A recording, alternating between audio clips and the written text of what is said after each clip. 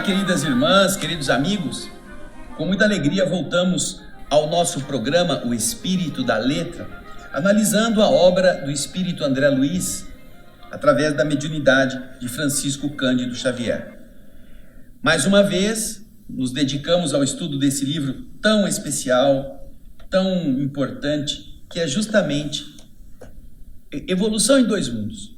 Um livro que muitas vezes as pessoas pulam porque têm medo, ou porque não desejam aprofundar, ou têm dificuldade com a linguagem, mas que de verdade tem tantos ensinamentos, tem tantas observações científicas, que faz de cada leitor um farol aceso, caso ele queira buscar mais informações e iluminar mais longe. Algumas pessoas se contentam em ser uma lamparina, aquelas movidas a óleo, aquelas que antigamente iluminavam os pequenos lugares, as casas das pessoas, porque não tinham outros recursos. Algumas outras pessoas pensam já ser um farolete ou um desses lampiões, às vezes também a óleo, a querosene, já tem um poder um pouco maior. Porém, André Luiz está dizendo, você pode ser um farol de milha, sabe farol de milha? Aquele farol que cega, aquela coisa que os faróis servem de orientação para navios, para evitar que outros afundem. Este livro é isto. Ele nos dá informações muito importantes sobre nossa constituição física, sobre nossa modelagem espiritual, sobre como nós fomos criados e estamos desenvolvendo a capacidade cada vez mais acentuada nesse grande laboratório do amor de Deus, que é a multiplicidade dos mundos habitados, cada um aceitando um tipo, melhorando um determinado padrão, fornecendo meios físicos para o avanço das criaturas, das inteligências originárias, as mônadas espirituais, que foram criadas simples e ignorantes, simples querendo dizer sem complexidade, e ignorantes querendo dizer sem experiência. Porém, tem que ganhar complexidade e tem que ampliar a experiência, para que, como ser inteligente, um dia possa ajudar outros seres a fazerem a mesma coisa. Este livro aqui, ele vai falar muito sobre isto. E o capítulo de hoje vai continuar a explicar coisas interessantes que vocês poderão meditar, porque está muito na moda, né? É o modismo agora. Os questionamentos a respeito da polarização do sexo, o masculino, o feminino, os intersexos, aquelas siglas intermináveis que cada um inventa uma nova a cada dia, como se isso realmente fosse uma coisa adequada para a natureza humana. André Luiz já vai tratar dessas questões neste capítulo 12, mas vai tratar dentro de um aspecto muito objetivo, muito claro, dentro da visão que os espíritos têm a respeito. Então, você procure o seu livro, procure as suas anotações, nós estaremos aqui comentando o texto de André Luiz, sem aquele resumo, porque agora os textos são mais curtos, as respostas não são tão longas, e elas são facilmente assimiláveis dentro do contexto que André Luiz nos está apresentando, ok? Mas antes da gente ver os nossos slides deste capítulo, se você voltar lá na primeira parte deste livro, Evolução em Dois Mundos, você vai encontrar o capítulo 6º. O capítulo 6 da primeira parte, ele fala sobre a evolução e o sexo. Ele já tratou de explicar isto. E ele tem diversos subtítulos, começando pelo aparecimento do sexo. Depois, ele vai falar do Leptotrix, uma bactéria diferenciada que ele se alimenta do ferro, do mineral do ferro que está nas rochas. E é a primeira vez que, usando este tipo de alimentação em uma bactéria, a sua carapaça externa apresenta uma polarização positiva e negativa, na mesma estrutura. Então ele vai explicar isso aqui. Depois ele vai falar das algas verdes, nas quais já existem alguns cromossomos específicos. Depois vai falar dos filtros de transformismo, como é que estas coisas foram sendo organizadas para a transformação daquele ser primitivo em já uma estrutura mais especializada. Depois ele vai falar da descendência e da seleção. E vai terminar com a genealogia do espírito.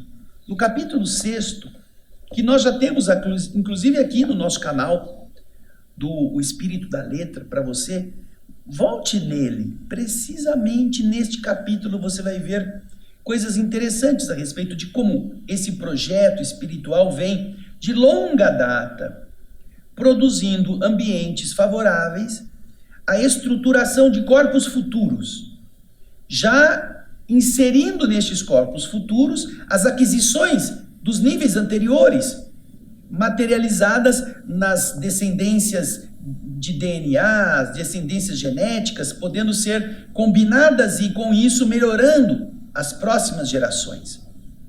E, naturalmente, usando essas novas construções biológicas, esses novos corpos, para o ajustamento dos espíritos que vão precisar dessas roupagens. Não podemos nos esquecer que estamos vivendo num ambiente que precisa de um tipo de roupa. É como se você fosse trabalhar num alto forno.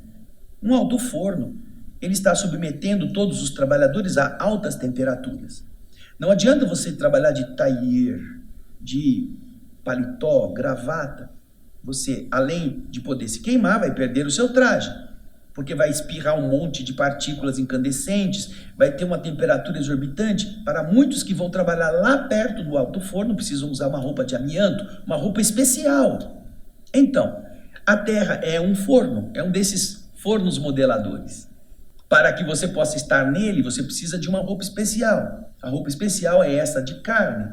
Para que ela seja de verdade te oferecida, alguém tem que fornecer a você o material.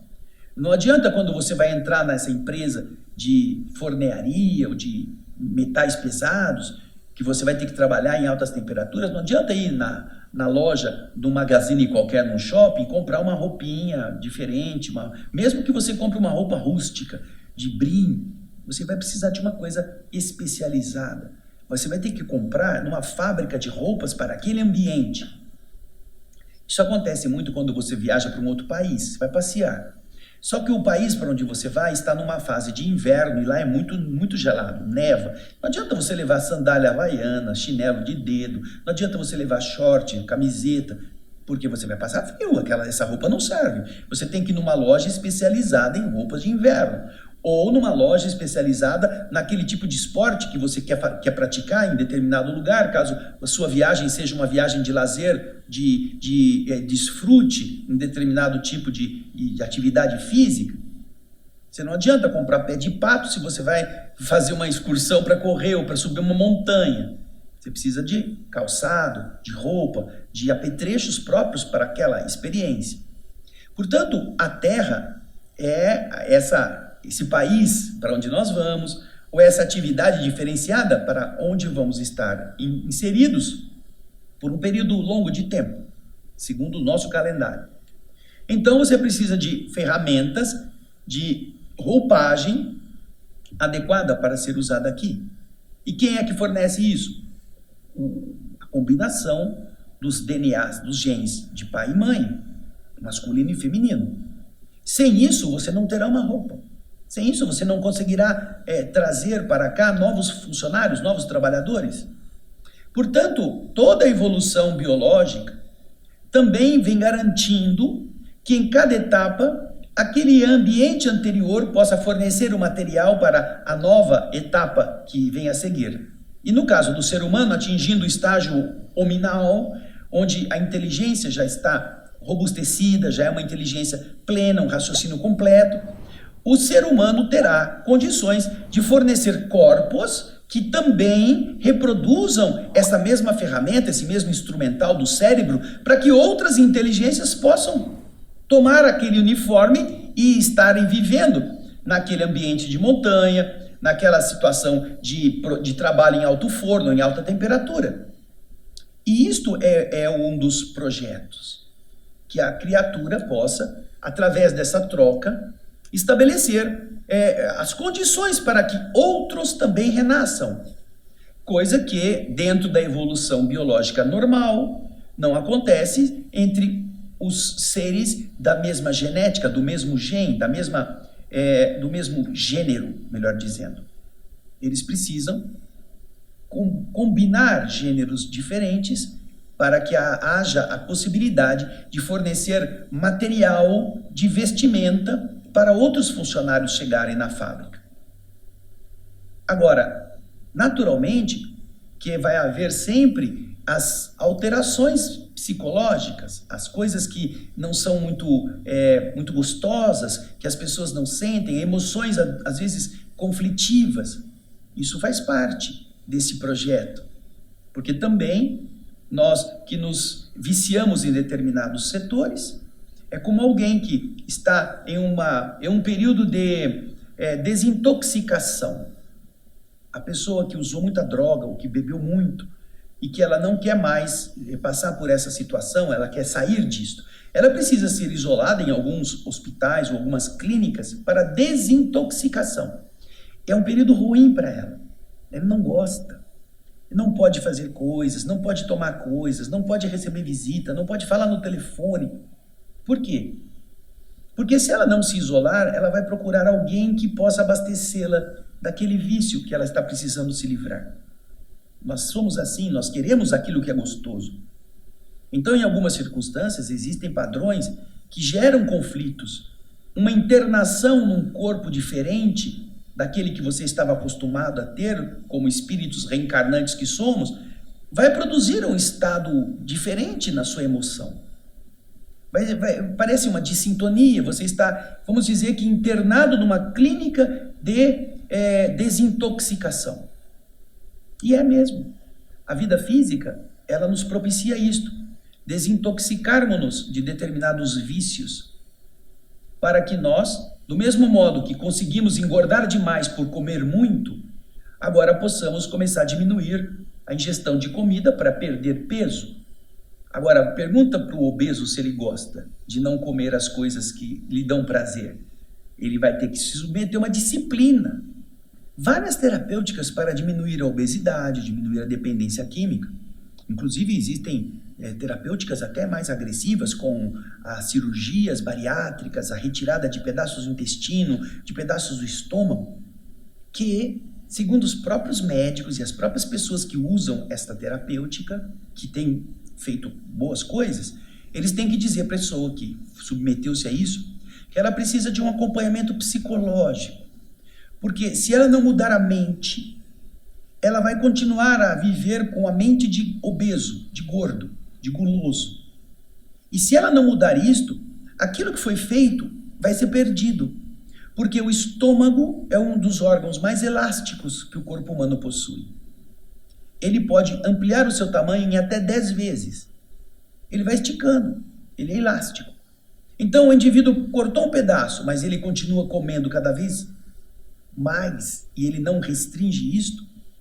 No primeiro momento pode ser que ele se sinta mal, depois também um pouco mais, mas vai passando o tempo, o estômago vai, tá bom, mais um pouquinho, vai, mais um pouquinho. Daqui a pouco, você vai, eu tenho certeza que você já viu pessoas que emagreceram muito por causa de uma cirurgia bariátrica e que 3 meses, 4 meses depois estavam quase gordos como eram, obesos, por estarem comendo. E o que fez isto? Não foi a cirurgia bariátrica que não deu certo, foi a mente do indivíduo que não se modificou. Ele continua ainda querendo vivenciar aquelas mesmas emoções gustativas. Então, quando isto acontece, essas terapêuticas, elas se perdem. O indivíduo perde a oportunidade. Ele perdeu a cirurgia, vai ter que fazer outra? E vai fazer quantas? Até quando extirpar o estômago, e aí não vai ter como mais sobreviver, porque todo o processo da digestão depende desse ambiente ácido. Então, é sofrimento. Todas as vezes que nós não queremos compreender a necessária disciplina, que é boa para recolocar a nossa mente no eixo, nós acabamos esperando facilidades que vão nos piorar a vida, vão causar mais dor. mais angústia, mais sofrimento. Então, é verdade que existem ambições afetivas que não encontram uma harmonização nos padrões naturais, nos padrões da diversidade biológica que existem de fato. Porém, estas não são limitações necessárias só para a maldade de Deus fazer você sofrer. Não. Que cada um possa analisar-se e que, se você eventualmente deseja ter um outro padrão de convivência dentro daquilo que você acha que é útil para você, que você, pelo menos ao fazer isto, ao escolher caminhos diferentes, lembre-se de colocar neles a afetividade verdadeira. Encontrar com pessoas com quem você tem afinidade, com quem você respeite, você tenha esse carinho e essa coisa verdadeira do afeto real. Não apenas para o desfrute momentâneo de alguns momentos de prazer que depois vão se tornar frustrantes para ambas as partes. Agora, como André Luiz já fala lá no capítulo 6, a diferenciação dos sexos, ela foi um processo também que produziu através da química a polarização positiva e negativa para a atração. E esta atração gerando o quê? Gerando a busca de um pelo outro. É interessante. Então isso vem lá de trás. E então surge o momento em que existem as peculiaridades de cada um destes dois aspectos, já consubstanciadas em estruturas biológicas mais bem formadas, fazendo com que também através dessa busca, que é uma complementação, primeiro química, depois magnética, depois afetiva, as partes possam igualmente trocar as suas emanações. E estas emanações são alimento para cada um deles. Na demonstração do afeto, na demonstração do desejo, na demonstração da construção de um ideal em conjunto. Por isso, vamos prestar atenção bastante intensamente no capítulo 12, que é não um complemento, mas é uma especificação daquilo que no capítulo 6 e em alguns outros na sequência do capítulo 6, André Luiz já explicou na primeira parte com mais detalhes. Vamos agora então ao texto do livro Evolução em Dois Mundos, na segunda parte do livro, capítulo 12. Acompanhe comigo na tela. Aí está a pergunta. Como se iniciou a diferenciação dos sexos? E aí vocês vão acompanhar a resposta que André Luiz estará nos brindando. Os princípios espirituais, nos primórdios da organização planetária, traziam na constituição que lhes era própria a condição que poderemos chamar de teor de força, expressando qualidades predominantemente ativas ou passivas. Lá nos primórdios da organização planetária, como você está vendo, não é de agora, continuando a ler aí, relendo esse mesmo trecho, os princípios espirituais, a mônada lá, né, que começa como mônada espiritual, que passa pelo reino mineral, depois evolui e passa para princípio espiritual, que faz já estágio no reino vegetal. A mônada passa a princípio espiritual vivendo no reino vegetal. Por isso que ele está dizendo aí, ó, os princípios espirituais, as mônadas primitivas, agora já no reino vegetal, nesses primórdios da organização planetária, trazem na constituição própria delas a condição que poderemos nomear como teor de força, expressando, demonstrando, apresentando qualidades predominantemente ativas ou predominantemente passivas. Vejam só, ele usa a expressão predominantemente, não é totalmente, não é exclusivamente ativa ou exclusivamente passiva, é predominantemente ativa ou predominantemente passiva. E, continua aí, entendendo-se que a evolução é sempre sustentada pelas inteligências superiores em movimentação de subida, em movimentação ascendente, desde as primeiras horas da reprodução sexuada começou, sob a direção dessas inteligências superiores, começou a formação dos órgãos masculinos e femininos que culminaram morfologicamente, que terminaram na parte orgânica, na parte da estruturação física, nessas regiões genésicas do homem e da mulher da atualidade. Não são só homens e mulheres que possuem áreas específicas para as localizações do dimorfismo sexual. Os bichos, os animais também possuem. Existem plantas. Você já ouviu falar de uma arvorezinha, de uma planta ornamental, que ela tem a planta feminina e a planta masculina. E elas se dão muito bem quando estão juntas. Elas se, como que, interrelacionam, mesmo sendo plantas diferentes, em vasos diferentes. E você, quando coloca as duas juntas, você vê que elas crescem com mais vigor do que quando elas estão isoladas solitariamente, sem a presença da outra polaridade. E é uma arvorezinha. Agora eu não me recordo muito o nome dela, mas se eu me lembrar eu falo aqui depois. E quando você tem a possibilidade de colocar as duas, uma próxima da outra, você vê a diferença, como elas se estabelecem. Você já vê então, dentro do reino vegetal, a existência de dimorfismos. Não necessariamente dessa forma em todas as plantas, mas em várias delas já acontecendo este processo. Já vemos que em algumas plantas, boa parte das plantas, elas precisam de polinização. Existe a planta com o estame, que é onde vai fornecer o agente fecundante, o masculino, e a área da flor, onde um inseto vai depositar isto, ou o vento vai trazer para gerar o fruto, onde vai estar a semente. Então você já vê que já há uma distinção entre funções. E às vezes isso está na mesma estrutura da planta, dependendo apenas do transporte de uma área para outra, que é feito pelos insetos.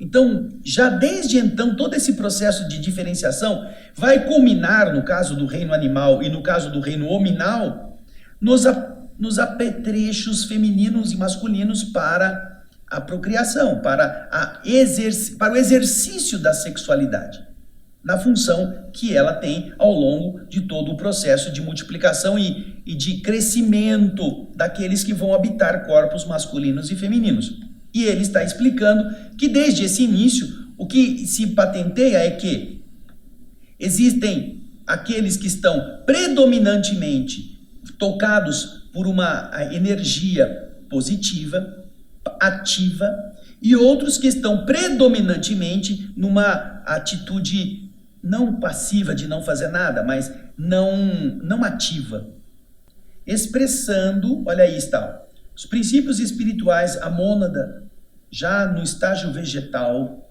nos primórdios da organização planetária, traziam na sua constituição essa condição que podemos nomear por teor de força.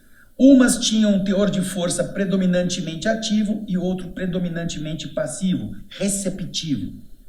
E aí, continua o texto dizendo, e entendendo-se que a evolução é sempre sustentada pelas inteligências superiores, ela não acontece sozinha, que está em movimentação ascendente, desde as primeiras horas da reprodução sexuada, quando se começou a combinar os gametas masculino e feminino, começou, sob a direção das inteligências superiores, a formação de órgãos masculinos e femininos que terminaram morfologicamente, biologicamente, fisicamente, nesses ambientes físicos, regiões genésicas do homem e da mulher na atualidade. Então isso é um processo evolutivo, não é um capricho, não é a tentativa de ser dominante, não, isso é da evolução. Aí ele continua dizendo, preste atenção no slide, Não podemos esquecer, porém, que o trabalho evolutivo no aperfeiçoamento fisiológico, no aperfeiçoamento orgânico das criaturas terrestres ainda não acabou. Ele continua acontecendo, prosseguindo como é natural, no espaço e no tempo. Ainda haverá, ao longo dos milhões de anos que temos pela frente no ambiente terreno, modificações neste avanço dessas peculiaridades, tanto masculina quanto feminina. Aí, certamente, dentro daquilo que se estava também subtendendo na pergunta, o André Luiz explica isso que é muito interessante.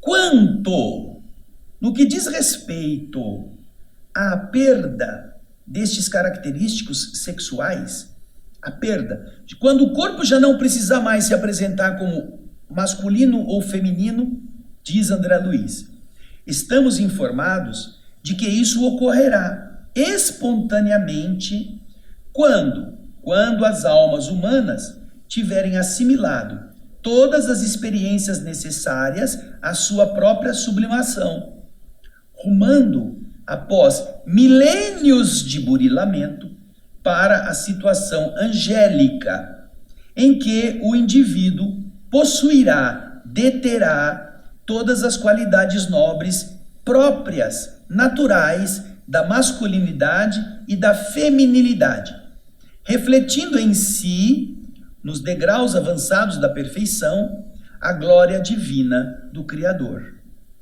Ou seja, e isto o Livro dos Espíritos nos explica, que nós precisamos de corpos masculinos ou femininos para que desenvolvamos tanto as peculiaridades e as qualidades do corpo que o corpo masculino fornece, quanto aquilo que um corpo feminino fornece, no aspecto da emoção, da emotividade, da sensibilidade, da beleza interior.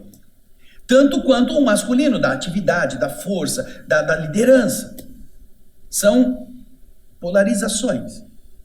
Que, como o espírito não tem sexo, o Livro dos Espíritos explica isso, ele vai assimilar, tanto quando ele reencarna como homem, como quando ele reencarne como mulher, ele vai assimilar, vai abastecer-se dessas emoções de cada um daqueles ramos da convivência. E com isto, quando ele já não precisar mais de nada que ele tenha sido fornecido por um ou por outro, quando ele já tiver assimilado, quando ele tiver se tornado ativo e sensível ao extremo que a sua vivência naquele padrão evolutivo lhe permita, ele não precisa mais ter corpos que tenham diferenciação de macho e fêmea. Ele terá assimilado, e isto acontece depois de muitos milhares e milhares e milhares de reencarnações, que ainda está longe de acabar no nosso caso. Então, isto vai permitir que quando chegarmos depois, nós viemos da mônada espiritual, passamos para o princípio espiritual, depois passamos para o princípio inteligente, depois chegamos no reino animal, o reino animal irracional, depois chegamos no reino hominal, e tudo são degraus. Nós vamos vivenciar as experiências do reino hominal, que tem inteligência e sentimento, para nos livrarmos dos instintos e acoplarmos inteligência e sentimento numa única força, para que possamos migrar para o reino angelical, que é o próximo patamar, que é o que ele está dizendo. Quando chegarmos a essa dimensão angelical, nós não precisaremos dessa diferenciação. Já teremos como espírito assimilado estas duas coisas. E esta assimilação libera o ser de precisar renascer em um corpo específico de uma sexualidade ou de outra, de um gênero ou de outro. A dualidade genética que aqui nós encontramos nesse macho e fêmea é uma necessidade evolutiva para que o mesmo espírito possa aprender boas coisas como homem, possa aprender boas coisas quando reencarnar como mulher e vice-versa. E possa se livrar de vícios que ele adquiriu como homem, colocando-se na condição feminina. E possa parar de ser aqueles que na condição feminina abusavam da sua beleza, da sua sensualidade para seduzir, agora vivendo na condição masculina. Então, a troca de papéis de uma encarnação para outra tem a finalidade pedagógica de educar com conhecimentos e aprendizados e, ao mesmo tempo, reparar defeitos e vícios daqueles mesmos seres. Até que chega um momento em que, depois que você foi para a escola, aprendeu tudo que tinha naquele ano, você não precisa mais ficar naquele ano, você pode ser promovido. Então o André Luiz está dizendo que depois de estarmos nessa Terra ou em planetas parecidos com ela, no mesmo padrão vibratório, nós já tivermos reunido iniciativa, coragem, determinação, vontade, com sensibilidade, amorosidade, compaixão, virtudes espirituais, nós poderemos então estar prontos para atingirmos um padrão espiritual mais elevado.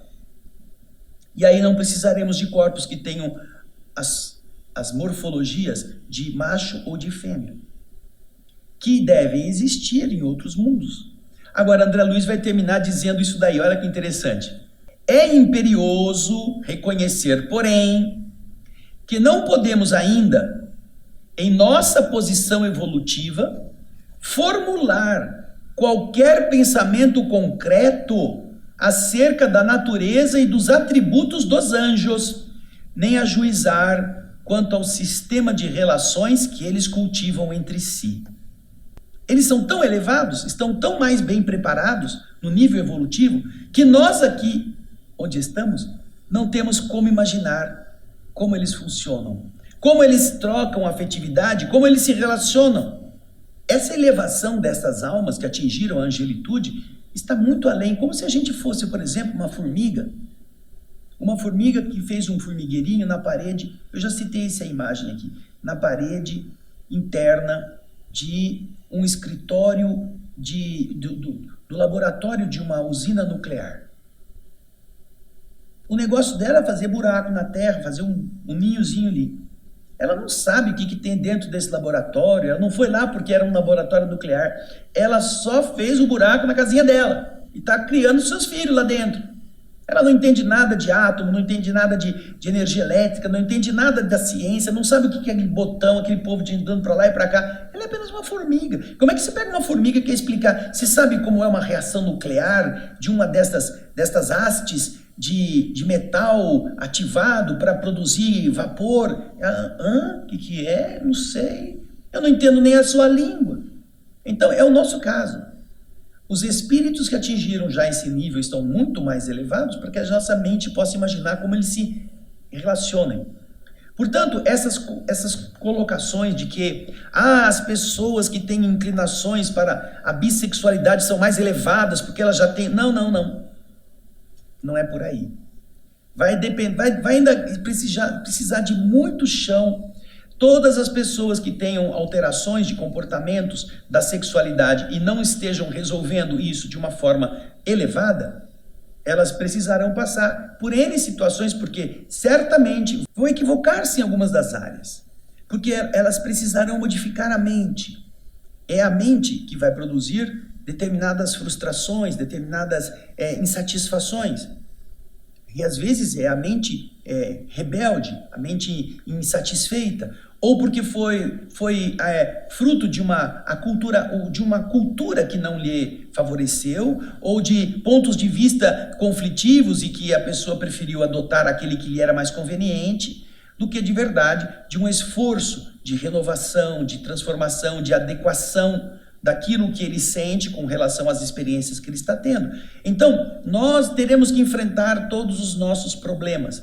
Não adianta ficar teorizando ou fazendo filosofia sobre quantos tipos de gêneros existem. Não, existem 2, que são os biológicos, que vêm da evolução natural. Agora, psicologicamente falando, podem existir várias inclinações. E o problema não será que você fez isso com A, com B, com C. O problema é como que você está tratando isso dentro da sua mente. Como você está agindo mentalmente em relação às experiências que você resolveu ter como uma tentativa de se de se organizar, isso não é condenável, ao contrário.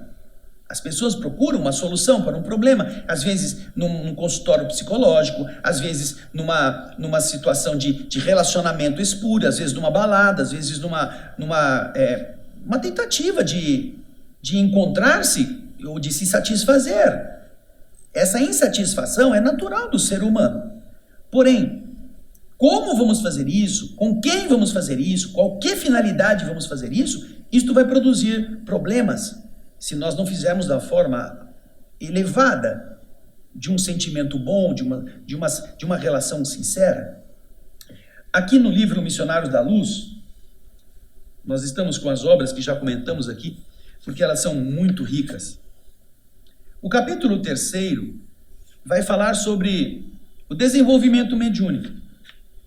E nesse capítulo 3, eles vão acompanhar um rapaz que estava no centro espírita querendo desenvolver mediunidade. Só que André Luiz relata que na região genésica do rapaz há uma superpopulação de larvas mentais de teor sexual.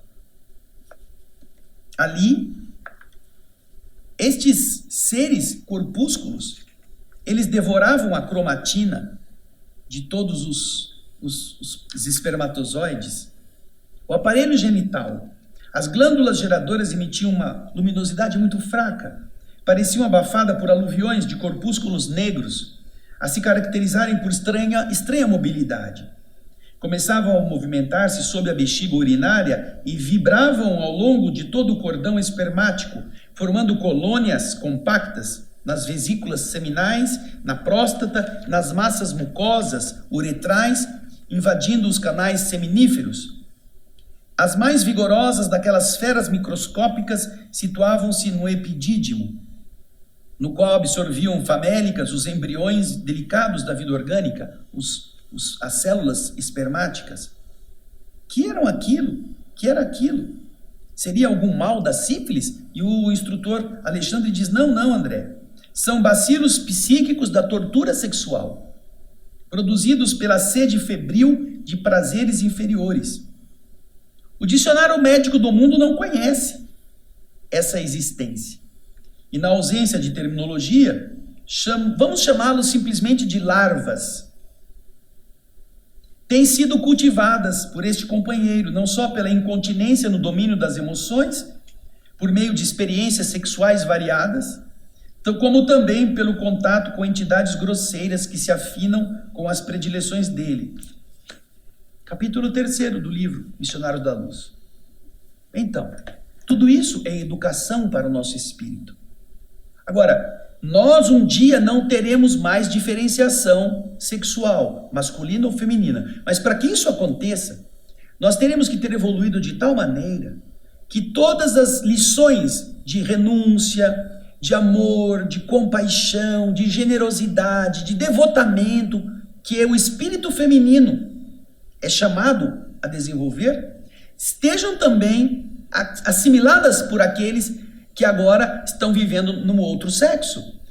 E terão que assimilar a capacidade de resistir, de lutar, de ter vontade de vencer, de liderar, de ser agente construtor, porque são versões positivas de ambas as polaridades.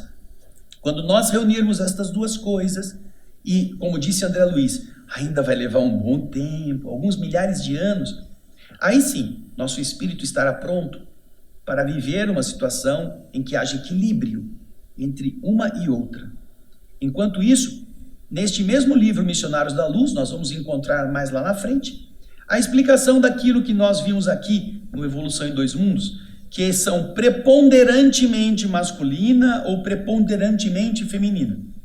Alexandre explica que na Terra, atualmente, não existe ninguém que seja 100% homem e 100% mulher, psicologicamente falando.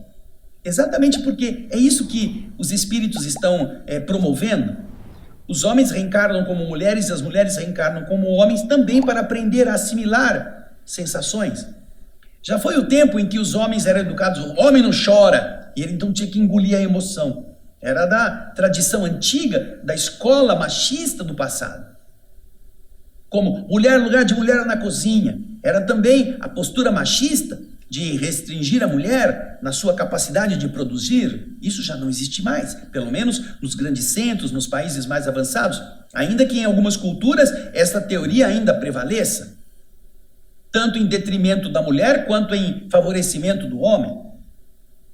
Porém, nós estamos vendo nas relações naturais do psiquismo de cada indivíduo que cada pessoa também vai assimilar sensações positivas da outra área da sexualidade. Não é que ele tenha que viver aquilo que a outra área vive, mas ele vai assimilar coisas. Se ele é homem, não é que ele tem que vestir-se de mulher, mas ele vai aprender também a ser mais humano, mais sensível, mais generoso, que são atributos que normalmente na sexualidade feminina estão mais próximas daquela realização daquele sexo.